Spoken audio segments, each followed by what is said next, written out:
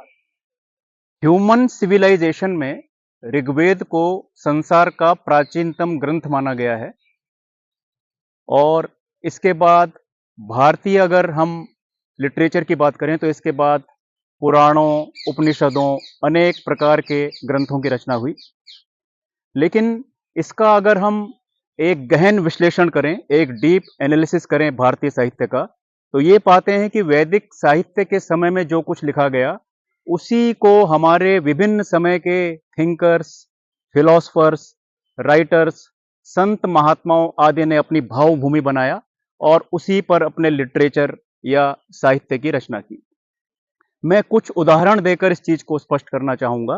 तो सबसे पहले हम एक वैदिक कालीन गुरु की स्तुति को लेते हैं कि गुरुर ब्रह्मा गुरुर्विष्णु गुरुर्देवो महेश्वरा गुरुर साक्षात परब्रह्म तस्मै श्री गुरु वे नमः। और 12वीं सदी में कबीर क्या कह रहे हैं कि गुरु गोविंद दोऊ खड़े काके लागू पाए बलिहारी गुरु आपने जिन गोविंद दियो बताए।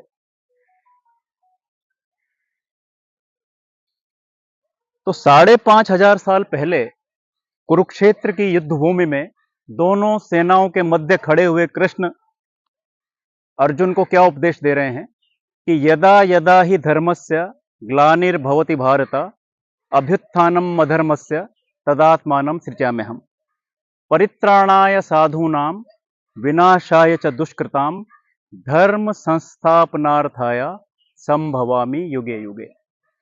तो जो लोग संस्कृत न समझ पाए उनके लिए रामचरितमानस में गोस्वामी तुलसीदास जी ने इसका डिट्टो ट्रांसलेशन या शब्दशः अनुवाद किया है। सुनिएगा।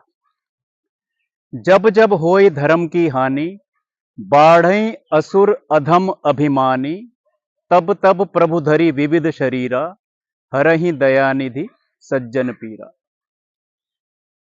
अब 12वीं सदी में कबीर क्या कह रहे हैं? बुरा जो देखन मैं चला बुरा न मिलिया कोई और जो दिल ढूंढा आपना मुझसे बुरा न कोई।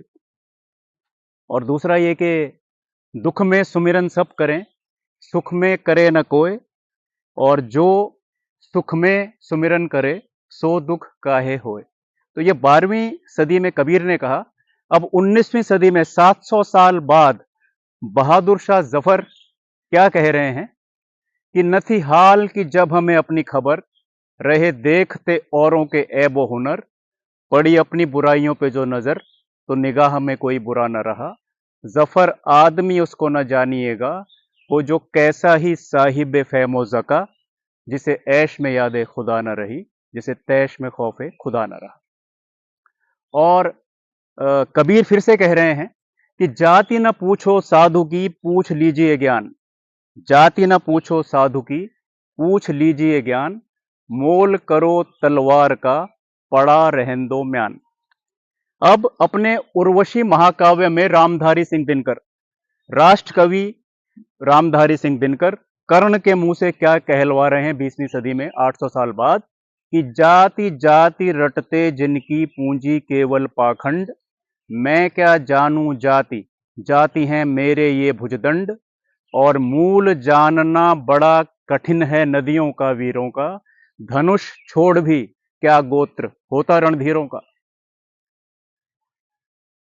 एक वैदिक कालीन श्लोक है नमन्ति फलिनो वृक्षा नमन्ति गुणिनो जना नमन्ति फलिनो वृक्षा नमन्ति गुणिनो जना शुष्क वृक्षाश्च मूर्खाश्च न नमन्ति कदाचन।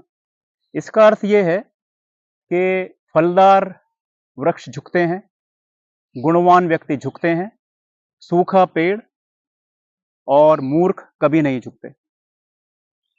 तो इसको 20वीं सदी में एक उर्दू के शायर ने क्या खूब व्यक्त किया है कि आंधियां मगरूर दरख्तों को पलट जाएंगी आंधियां मगरूर दरख्तों को पलट जाएंगी बस वही शाख बचेगी जो लचक जाएगी। और भारतीय साहित्य का इंटरनेशनली जो इफेक्ट पड़ा है उसका भी एक एग्जाम्पल मैं हरिवंश राय बच्चन की इन पंक्तियों से देना चाहूंगा। तो उन्होंने क्या लिखा है कि सघन गहन मनमोहक वंतरु मुझको आज बुलाते हैं सघन गहन मनमोहक वंतरु मुझको आज बुलाते हैं, किंतु किए जो वादे मैंने याद मुझे आ जाते हैं। अभी कहाँ आराम बदा, अभी कहाँ आराम बदा, ये मूक निमंत्रण छलना है। अरे अभी तो मीलों मुझको चलना है, अरे अभी तो मीलों मुझको चलना है।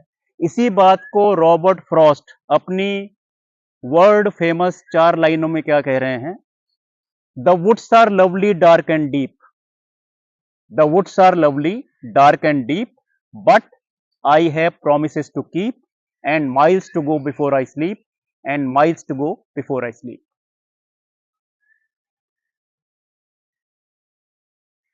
अब पाखंड पर चोट करते हुए कबीर क्या कह रहे हैं कि माला फेरत जुग भया, गया न मन का फेर। माला फेरत जुग भया, गया न मन का फेर। कर का मन का डारी के, मन का फेर। यानी कि वो ये कह रहे हैं कि दिखावे की आवश्यकता नहीं है। The only thing that matters is pure heart. तो इसको एक शायर कैसे व्यक्त कर रहा है कि मस्जिद तो बना ली शब भर में, मस्जिद तो बना ली शब भर में, ईमा की हरारत वालों ने, दिल तो हमारा पापी था, बरसों में नमाजी बन न सका। तो वो भी पाखंड पर ही चोट कर रहा है। और इसी तरह से हरिवंश राय बच्चन क्या कह रहे हैं कि मैं छुपाना जानता तो जग मुझे साधु समझता, मैं छुपाना जानता तो जग मुझे साधु समझता, शत्रु मेरा बन गया है छल रहित व्यवहार मेरा। यहां पर वो ये कन्वे कर रहे हैं कि मैं जो चीज जैसी देखता हूं वैसे ही उसके बारे में बोलता हूं, बिना लाग लपेट के। I am not that diplomatic. इसी वजह से, सच बोलने की वजह से मेरे बहुत शत्रु हो गए हैं, लोग मेरे शत्रु बन गए हैं, क्योंकि मैं सच को सच और झूठ को झूठ बोलता हूं।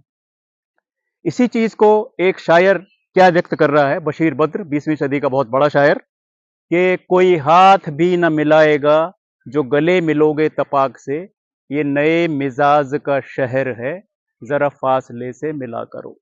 और आखिर में ये बात कहकर हम कंक्लूड करते हैं कि भारतीय साहित्य की जो एक मूल प्रवृत्ति है, वैदिक साहित्य की हमारे, उसी को पकड़कर हमारे संत, महात्मा, मनीषी, साहित्यकार, कवि, लेखक, थिंकर्स आदि चले हैं, और उन्होंने उस बारीक सूत्र को पकड़ कर रखा है और अपने साहित्य की भावभूमि को उसी पर आधारित किया है। और इसीलिए भारत की अनेकता में एकता का भी ये बहुत बड़ा एक प्रमाण है। धन्यवाद।